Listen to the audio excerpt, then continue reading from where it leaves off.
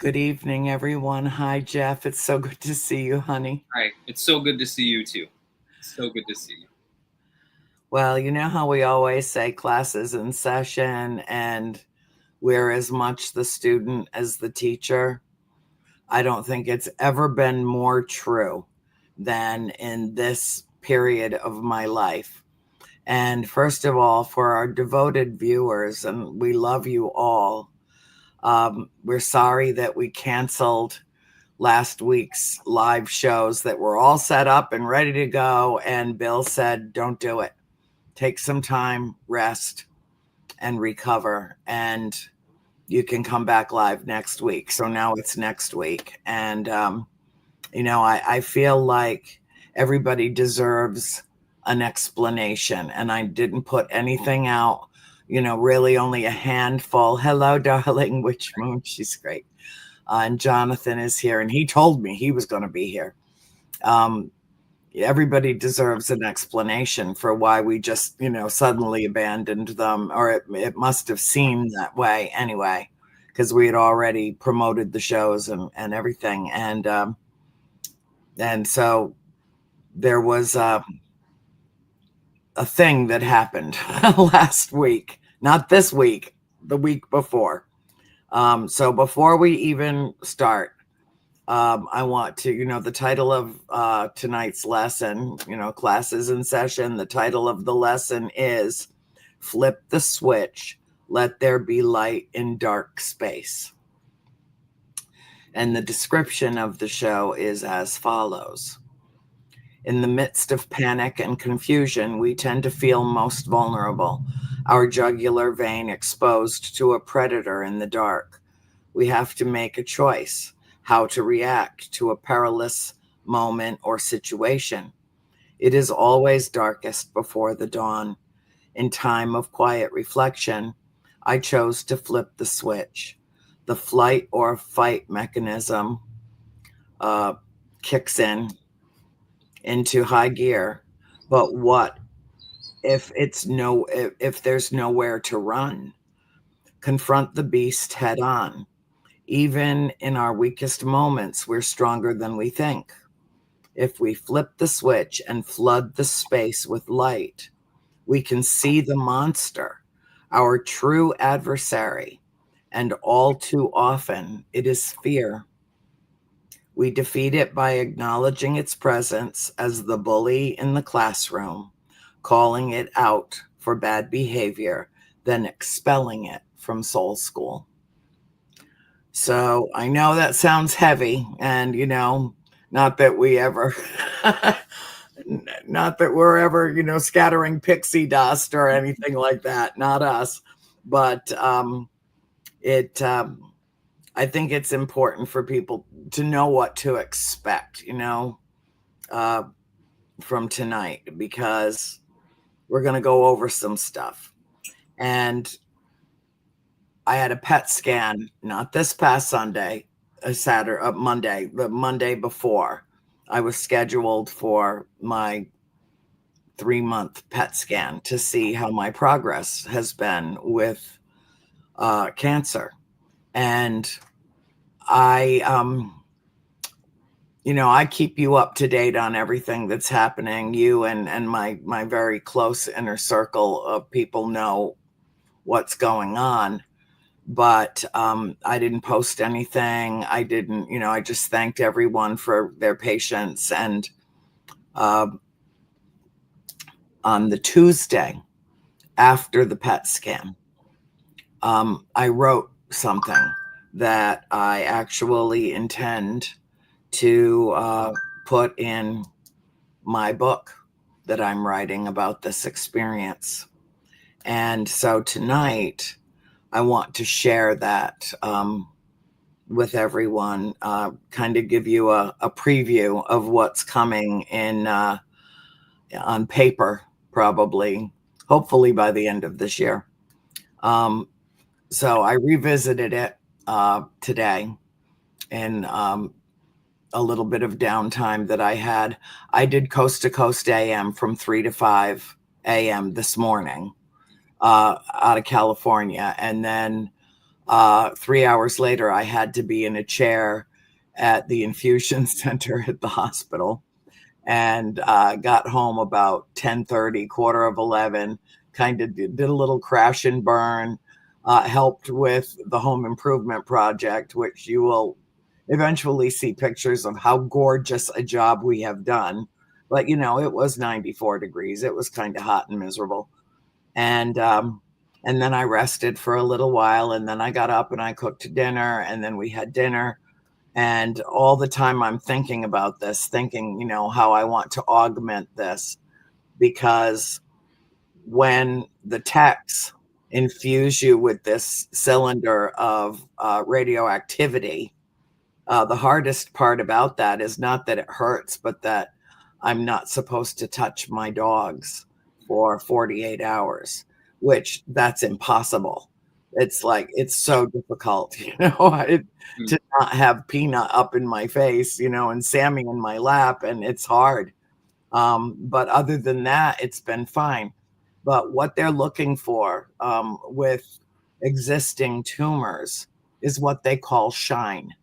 And it's because the chemotherapy, the nuclear waste that they infuse you with, lights up the tumors if there's any aggressive growth in the cancer. And after going 11 months of kicking it in the teeth, all of a sudden it was back with a vengeance, and the fight was on, and it was round 2. And I must have known somewhere in me, I must have known that something had changed. I didn't feel all that well in the last month. I've been working physically very hard, but I just felt like a change had occurred. And I knew that the PET scan would reveal what that change was. So on Tuesday, knowing that I was going into the hospital to see my oncologist for the results on Wednesday morning, this poured out of me. And I sent it to you and a few of my nearest and dearest in its original form. And then today, it clicked like shine. It's the shine. And it can be bad news or it can be good news. And the lack of it can be good news. Excuse me. So anyway, I'll read it to you now. Shine on. I've had a sudden revelation, a lesson learned when I went into the hospital alone for my recent PET scan. It was an out-of-body experience. I have seen something in myself, a profound recognition that I have expended an enormous amount of energy in a futile attempt to hide and even dismantle my own hidden vulnerability. I must reserve that precious energy for my healing, which means I must bare my soul. Though I do remain defiant in the face of this vile, merciless disease, I've thus far refused to claim it as my own, as a part of me now. Enraged by its presence, I loathe the way it makes me feel, less in body than in mind. The dark, swirling thoughts are riddled with emotions dancing together. The physical pain is so far outweighed by the mental anguish, it feels more like some weird internalized gymnastics competition. The two separate, distinct conditions are incomparable, and yet they are utterly interconnected, as if locked in a lover's embrace. Instead, this is a passionate struggle for an unspoken dominance, each elemental entity desiring to take the lead. The time may come when I express gratitude to the universe, which I capitalize as a sign of respect, for the disease which is attempting to claim my life. But it's not today. I've been altered.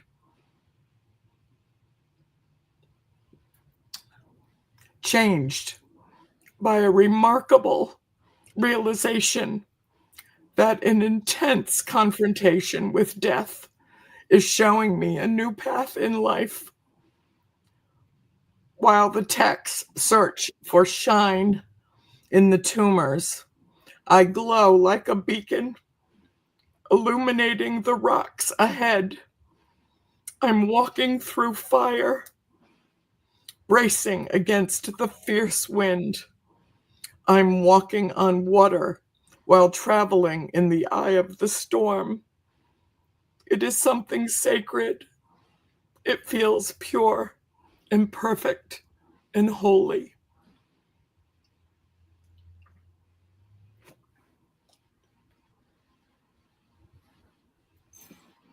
And that is that. I think it was almost prophetic. It's like I knew what was coming. I could feel it. I could feel what was coming. And I mean, it has returned with a vengeance. It wants to claim me, and I can't let it. And the best way for me to fight it is to bare my soul, to make myself vulnerable, to put what I have hidden out there. I've wasted energy trying to, that little British part of me, that stiff upper lip part of me, that, because so many people have it so much worse than I do.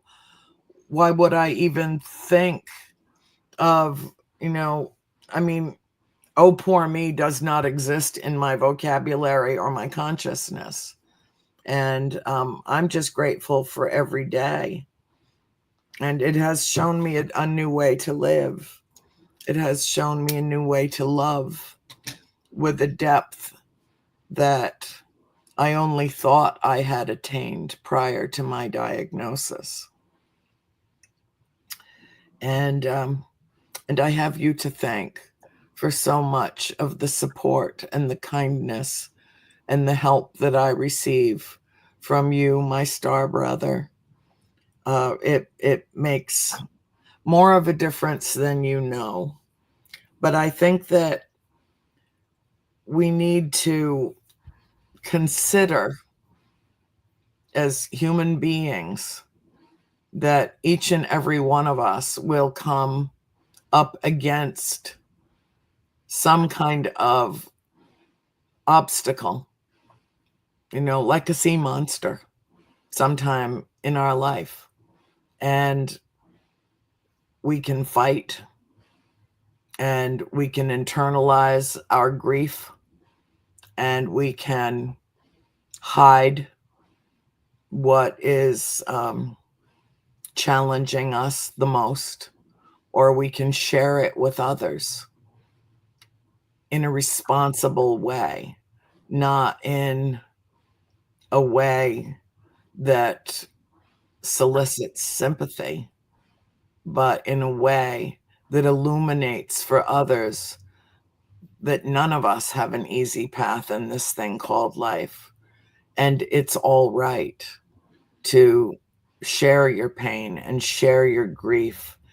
And in so doing, it liberates others to be open about what they face. And that is part of the cleansing and part of the healing. And that's the determination that I have reached. And I wouldn't have known that if Christine had been able to come to the hospital with me that morning, but she couldn't.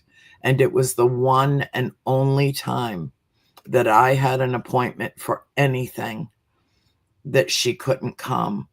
And so I, marched on out of the house that morning and turned the key in the ignition and drove 40 minutes down to Carrollton to the hospital complex. And I was like, I'm fine, I'm fine, I'm fine, I'm doing fine.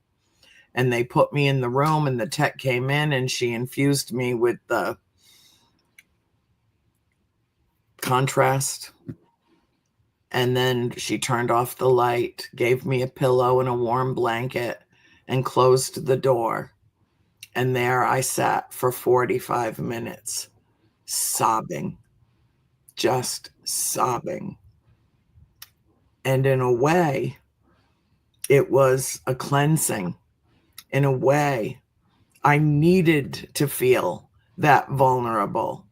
I didn't need to have my sister there, even if she was just sitting outside in the waiting room for me, that I didn't need a crutch. I just needed to feel the pain of this experience and acknowledge it, and acknowledge what's on the line, and acknowledge that what made me shaken inside was a real thing. And it helped me to identify how to perceive it, how to confront it, and inevitably how to defeat it. So that's all I have to say about that. Class dismissed.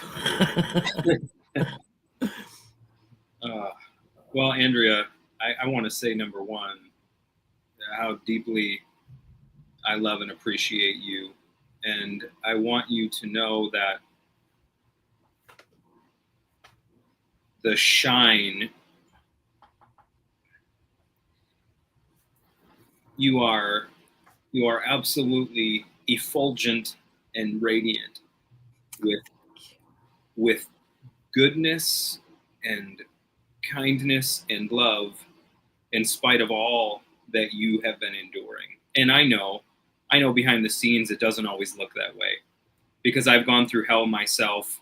And people are like, "Oh, you're doing so well. You're shining." I'm like, "Well, yeah, I'm on fire with the fires of hell. That's what I'm shining with right now." Exactly. But I'm glad to you. It looks as though I'm happy. But no, but there's something powerful about that. Father Richard Rohr, whom I know you know of, one of Yes. It's a beautiful quote. I've heard him say quite often.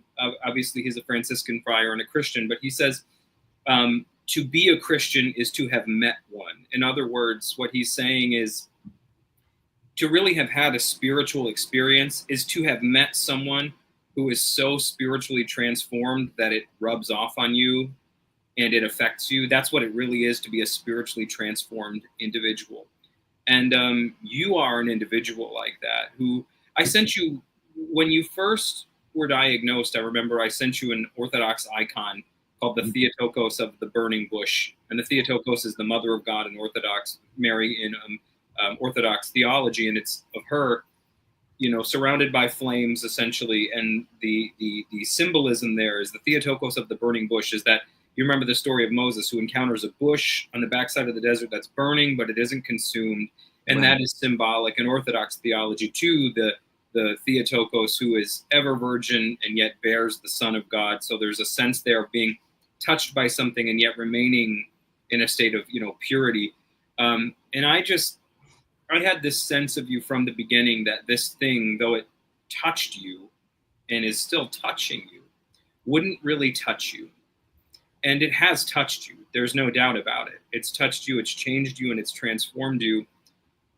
But it's really unlocked the truth of who you really are, which is light, and which is goodness, and which is kindness, and which is love, and which is what you're exuding right now. And, any of us, when we face pain, could find the nearest corner and commence rocking back and forth and assuming the fetal position and biting our knuckles and singing a little lamb to ourselves to soothe ourselves or something. And we probably all do that. But still, you've chosen to take to the internet for 2 hours on a night like tonight and bring people hope. Instead of, as you said, poor me is not in your vocabulary. And I think we all deserve to have a poor me moment now and again, but I'm the same way. I have to be encouraged to to feel my own pain sometimes, because I'm the same way, so I understand it. But I just want you to know that what you're doing and how you've handled yourself these last, it's been probably a year and a half. Almost. Right? Yeah, about a year. Yeah. It was July 17th of last year. So a year and a day. A year and a day. Wow. since I was diagnosed. Yeah. Well, I want you to know that I've seen you exude nothing but what I would call the character of Christ and the reality of God throughout this whole thing. Yeah, there's the moments of F you, I'm pissed. I mean, that happens. We all do that. And that's just we're allowed that. Yeah, but I talk to the cancer that way. Yeah. I use filthy, vile, disgusting language to attack it every day. And as you should. But I'm just all my curse words. It's great. You gotta. And you're good at using them too, by the way. I am. Fluent in vulgarity. I am. You are an adept. And I am. I tip my hat to you. But I've seen you just exude kindness and mercy towards people. And it's, to me, listen, to me, I'm a Christian by orientation, but whatever spiritual orientation someone is of, to me, that's what it's all about. To me, what it is all about is this one reality. All of us face profound pain in life. All of us face hardship, death, whatever form it takes, whether it's literal, metaphorical, emotional, whether it comes in the form of an affliction of some kind, the ending of a marriage, the ending of whatever. Death touches us all in some way. Yeah. And the spiritual life, whether it's found in Christianity or Buddhism or whatever, is about being touched by that and refusing to put that back out to the rest of humanity and to the universe as what we received it as. It's about receiving that pain that touches all of us, but instead of giving pain and more pain back, we give back life, we give back peace, we recycle pain into love and joy and peace, and that's what we give. We refuse to continue the cycle, right? And a theologian friend of mine, quoting another theologian friend of his, whose name I don't remember, says that if there's a good definition of the word sin, which in Christian terms, everybody always thinks of like, oh, you're sinning, I don't know, whatever. You're watching pornography or drinking or whatever. That's the kind of stuff. He's like, no, sin is the harmful way that we deal with our pain. That when pain touches us and we deal with it in a harmful and painful way, that could be rightly called sin. But what it is to be a saint or a holy person or a spiritual person is to take the pain that touches us and to transmute it into something other than. And I've watched you walk that out, and I watched you do that. And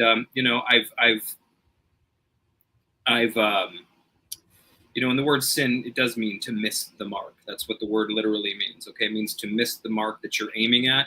So to not sin is to aim properly, which is instead of aiming at the harm of another, you aim at the healing of another. So, but I was thinking about this the other day on my way back from Canada, and I was thinking as I was driving and praying, I was praying for you actually, and I was thinking of in the Gospel of John, there's this instance where Jesus, after his resurrection, so he's tasted death at this point, and he's alive again in the story, and he encounters his disciples in an upper room, and it says he breathes on them and says, "Receive the Spirit," and he exhales on them and says, "Receive the Spirit." And I thought about that, and in that moment, I was like, "Oh man, exhalation." When you exhale, you're exhaling carbon dioxide and water vapor.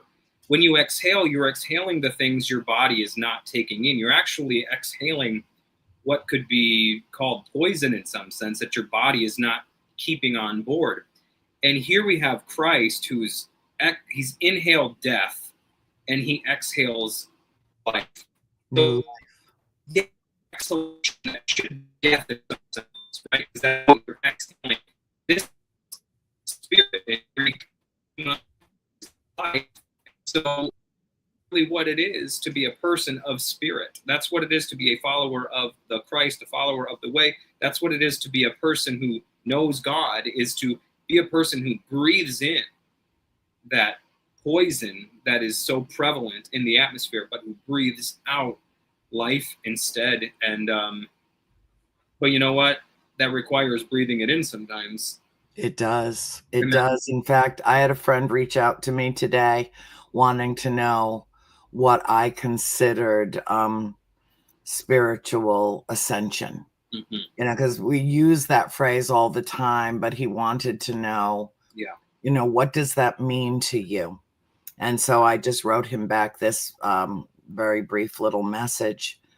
I think we spiritually ascend when we come to a realization of oneness and understanding that each and every one of us lives in sacred space, a church, a place of worship, when we learn that we hold the key that opens the door within our soul. Yeah. That we are each the living, breathing embodiment of Christ consciousness. Call it what prime creator, divine mind, source energy, God, call it whatever you want to call it. It's all the same thing. Yeah. And we get human beings, we get so caught up with the semantics of it. And yet we're all worshiping our creator. And yet our existence is the way in which our creator witnesses its own creation. Through our existence, we are each divine in our own special way. And when we come to understand that level of unity, we ascend. And that doesn't mean we get higher. I don't think that it's like climbing a ladder. I think that it's, we're all in different places, each one of us at any given time, usually depending on the circumstances in our lives. My sister Nancy, when we lost her firstborn grandchild, Lucy, a few years ago in the floods in Waverly, Tennessee, she called me because the floods in Texas that claimed all those little girls and so many more, it hit her like a tidal wave because it brought back all the pain and the loss. I thought of you guys when I heard that. For that yeah. scene. I mean, it was the exact same scenario in a different state. Yeah. And she was literally torn out of her mother's arms. And they found her body 2 days later, 2 miles down the river.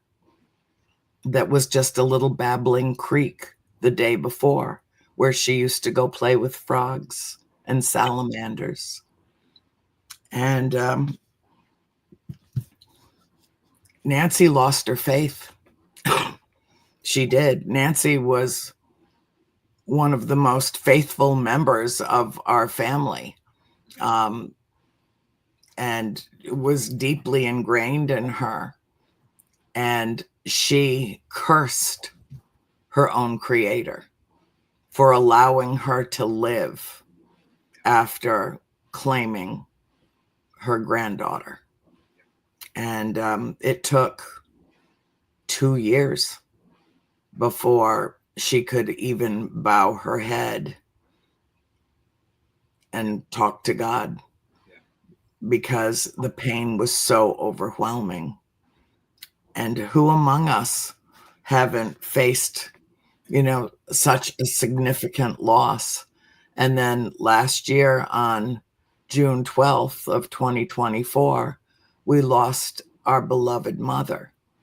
And if I felt any resentment about any of this, it's that I felt deprived of being able to grieve my mother properly, because the universe slammed me with the what's next and diverted my attention and forced me to deal with another situation entirely. And, 2 days after we had my mother's memorial service, my sister said, "Get in the car. We're going to the emergency room. You've got to have that attended to. We need to know what's going on there." Now, here's the good news, Jeff, and I don't know if I even told you this. And with me, there's always a silver lining. Sometimes you have to squint to see it, but it's always there. So when I was with my doctor last Wednesday morning, when she walked in the room, of course, I stood up and I went over and I embraced her, and she said, I don't know how to talk to you about this because you both look so happy, and I said, "What is it?" And she said, "Well, we've had a setback." And I just looked at Christine and I said, "I knew it. I knew it." And Christine was devastated. My whole family was devastated because I was making such good, consistent progress that I think that they projected forward to stay on this drug, kick its ass, get back to, your regular life, or my irregular life, my paranormal life, whatever. And so I had her show me the results, and what was shining in the tumors. And we went over everything. And I think I mentioned to you that during all this time, when the blood-sucking vampires in lab coats drained my body to search my blood, week after week after week of visits, they could never find any markers for cancer, as if I don't even have it. There were no markers. They did my genetics testing. They did my blood testing. They searched and searched for something that was indicative of the certain kind of breast cancer, metastatic cancer. All I knew is that all the cancer in my body was the same cancer. And some people battle 2 and 3 different kinds of cancer at the same time. I mean, it's crazy. I don't know how they manage, but she said a marker has emerged in your blood work, and it's a sequence of letters and numbers. I don't know what it means or what it stands for, but she says 1 year ago, the day that you were first diagnosed, the FDA approved the drug that we are putting you on as of today that specifically targets this type of cancer. Wow. 1 year ago. Wow. And I'm on it, and I'm tolerating. It's a very different protocol, but I'm tolerating it very well. I have to make more trips to the hospital than I did because of having to go to the infusion center. But I also take these mighty powerful pills, and I haven't had any kind of a bad reaction to them at all now. And I've been on for, tomorrow will be 5 days. And I'm so grateful because, you see, we didn't have a roadmap until that PET scan. We didn't have a roadmap until this most recent scan and blood work. We were flying blind, and they didn't know what specifically to target. There were no signs. And now there's a big, beautiful cancer marker that got plunged into the side of the road we were traveling and showed me a detour to the road less traveled. And now I'm on this much more narrow path that could very well prove to be the shortcut to my healing. And so what might have looked like terrible news actually turned out to be a gift. And I consider it an act of divine intervention. And I asked her point blank, why now? Where was it for the last year? In all the testings that we've done, where was the marker then? Why is it emerging now? And she looked me straight in the eye and she said, I don't know. Wow. Wow. I do. Yeah. I know. Yeah. Yeah. No, I mean, there's a There's a passage in the Beatitudes where Christ says, "Blessed are the pure in heart, for they will see God," which says to me that God is always present. It just takes certain types of eyes to see it, right? Yeah. It's the pure in heart that see. But if it has to do with the heart, then it means that it's always there. We just don't see it. Yeah. So there's always, in whatever we face, whatever touches us, whatever comes our way, there's always a divine plan working in the background. I really believe that. If I didn't believe that, I don't think I'd want to be here.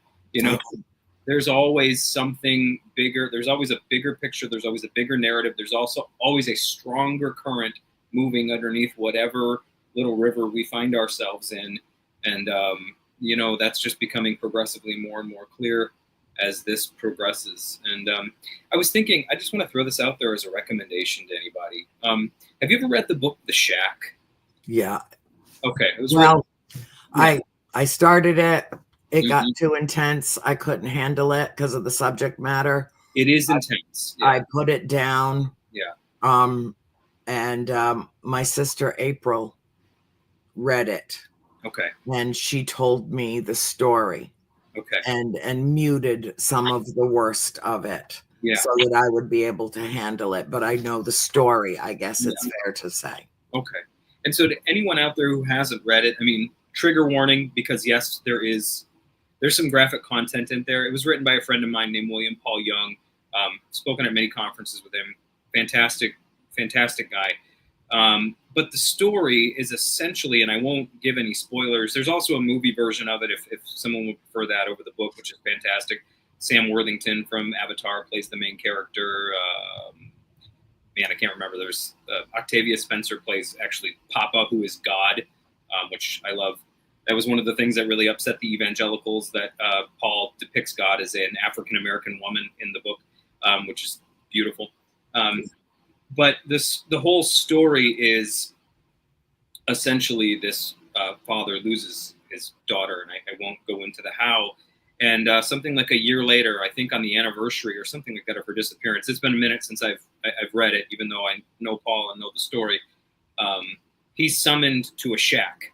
He has an invitation to come meet God at a shack in the woods, and he goes and he meets God, and God reveals himself to him over the course of a few days as Trinity, as Papa, who's the father, as Sarayu, which is the spirit, which is manifested as an Asian woman, and Jesus, who's more depicted as one would imagine Jesus being. And over the course of these days, he encounters God as kind, as loving, as a familial unit.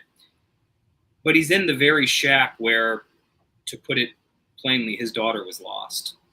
And the whole point of the book is that God meets us in the very place where the worst thing that could happen happens, and redeems that place from the inside out.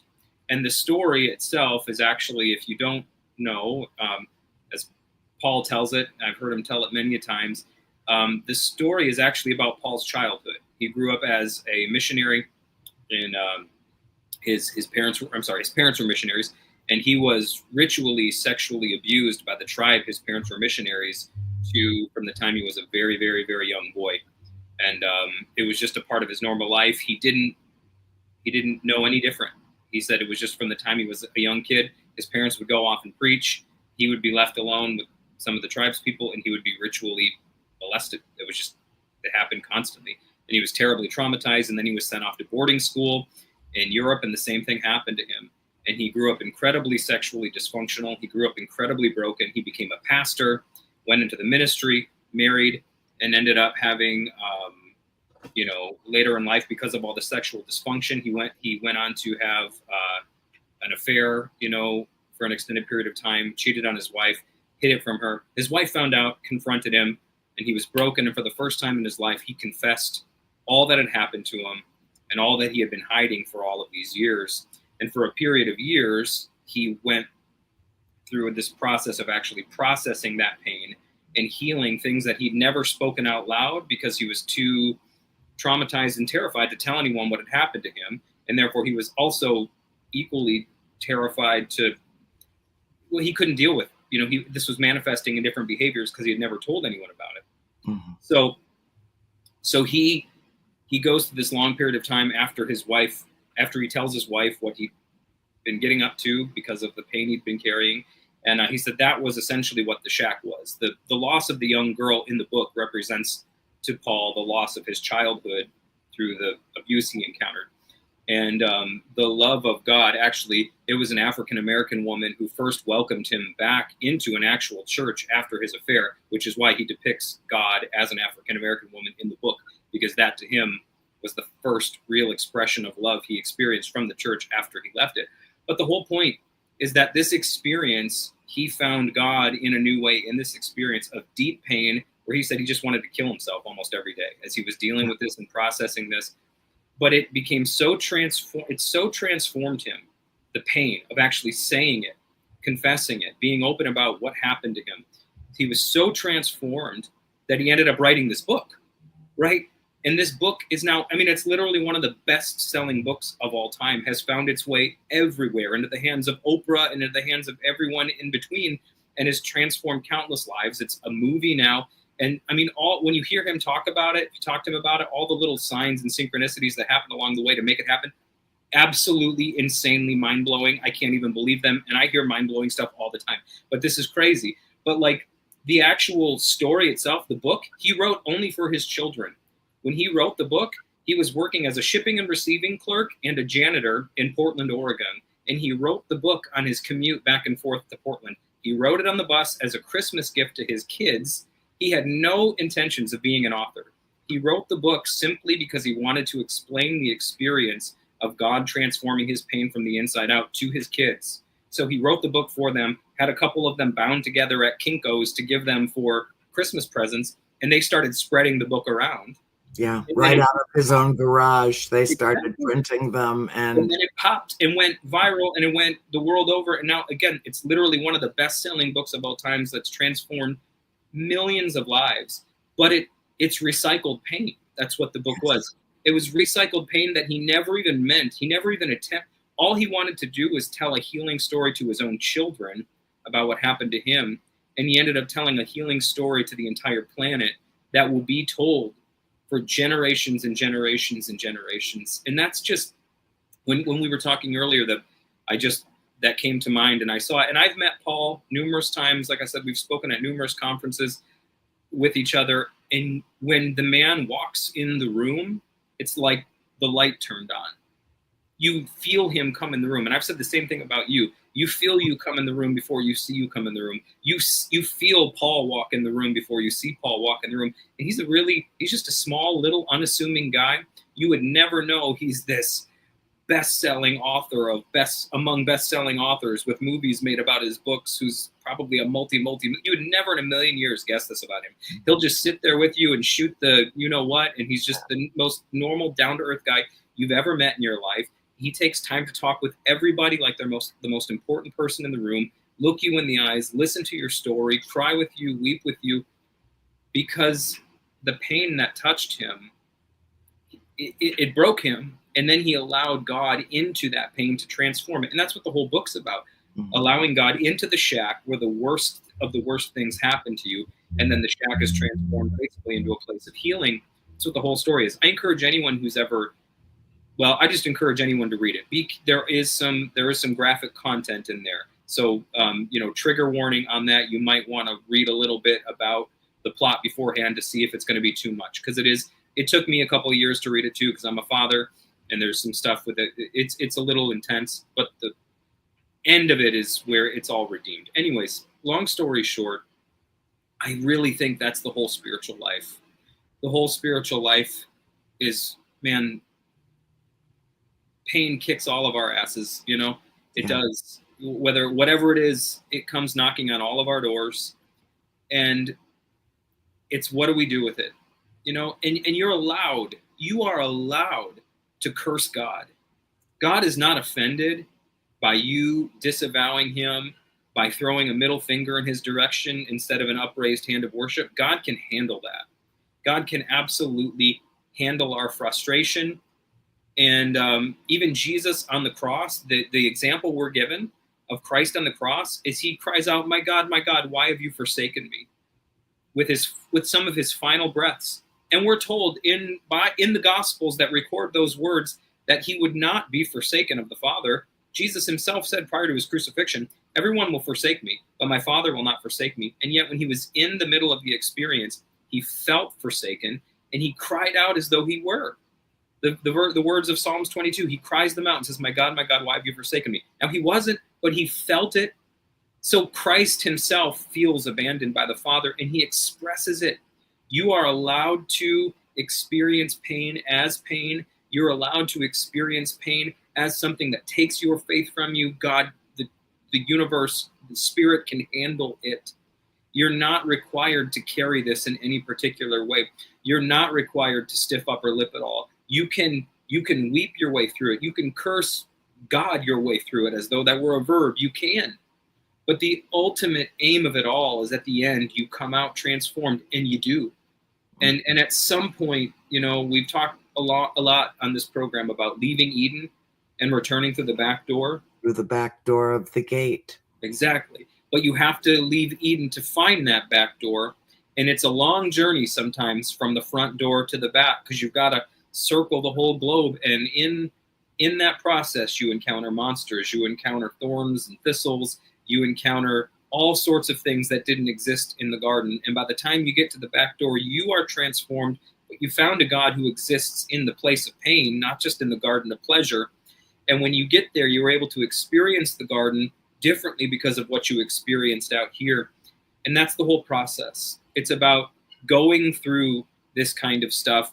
And though it touches us, it never touches us. It touches us and it changes us, but it doesn't really change us. In truth, it brings out the truth of who we are. That shine is simply a metaphor for the shine that's already there. There's a crack in everything. That's how the light gets in. Right? And in this case, it's cancer. And it has released a light from you that no one has seen before, because they've seen your light, but this is your light on a whole different level. I remember when my mother went through cancer, and actually 2 different types of cancer in the space of 3 or 4 years. And I, to this day, say the greatest example I've ever had in life was watching the way that my mother endured cancer. I only ever saw her, and I'm sure she did behind closed doors in front of my dad, because, that's their relationship. But in front of us, I only ever saw her truly vulnerable once. She was so strong. She walked like a goddess. Like, I was just like, how is this possible? And she really is, but it was the way that she took that pain and transmuted it into peace. And it was like, I just found this note that I wrote in my glove box. Actually, I opened it up like just before coming on the show. I was out there looking for something, and it was a note I wrote probably like 4 or 5 years ago. I don't even know why it was in my glove box. I think I took it out of a notebook that I had and shoved it in there. And the line I wrote on top was, I wrote it down. But basically, if you, I wrote, keep calm and storms will still themselves in your presence. And that was just sitting at the top of it. And it was like, there's something about like Jesus when he was crossing the ship with his disciples, and there's a storm, but he's sleeping, and the disciples are freaking out, and they go and they find him, and he wakes up and he says, peace, be still. Why could he say peace, be still? Because he was at peace in here. That's why he was sleeping. And so his internal environment could overtake his external environment, but theirs couldn't. And man, there's just something about people, and there's something about you, people like you and you, who endure pain the way you've endured it and recycle it and transmute it into peace and into joy and into love and into goodness. And you give that back, right, to the world instead of what you could give back, instead of what we would all say you were justified in giving back. If we were being honest, we'd all say, well, I don't even blame her for being that way. I don't blame her for cursing God. I don't blame her for people, but you don't. I think that revealing our vulnerability to each other, humanizes us. I think of all of us as gods and goddesses, little mini gods and goddesses running around the earth, and, coming into an awareness of how divine we are. And I consider what has happened, as I said, an act of divine intervention. But I think that, revealing one's vulnerability, liberates others to do the same in a Absolutely. very profound way. And it is essentially a release of what, if we internalize it too much, can actually do more harm than good. Yeah. You know, pride goeth before the storm, they say, or before the fall. Pride goeth before the fall. Mhm. And for me, it wasn't a matter of pride. For me, it was really more a matter of wanting to exude some level of grace during an enormous hardship. And I guess when I walked into that hospital without my sister, you know, metaphorically holding my hand, I felt forsaken. Mhm. And she hadn't done anything wrong. I'm the one that said, I'm good. I'll go by myself. You're fine. Yeah. And because she would have had to sit there for 2.5 hours and wait for me. And she had important things she had to do here at home on this computer that morning. And, you know, so I felt all brave and strong. And then I walked in those doors alone, surrounded by people, but I felt so alone. And I needed for that to happen, Jeff. Yeah. I needed for that to happen. Bill's throwing us off the air. He's shutting down our I just saw that. I can't our believe it. classroom for the night. You know, and you know what he's going to do? He's going to walk in and he's going to flip the switch. We put the light on. He's going to flip the switch off. He's going to move me over to a world awakening with Deb DeRusse. And we're going to do this all over again. Yeah. I love you and I thank you. And I will reiterate what we do every week. Be the change you wish to see in the world. Be the beacon of light that illuminates the obstacles ahead. Walk on water in the center of the storm and be the light you seek. I love you all. Have a wonderful night. Class dismissed.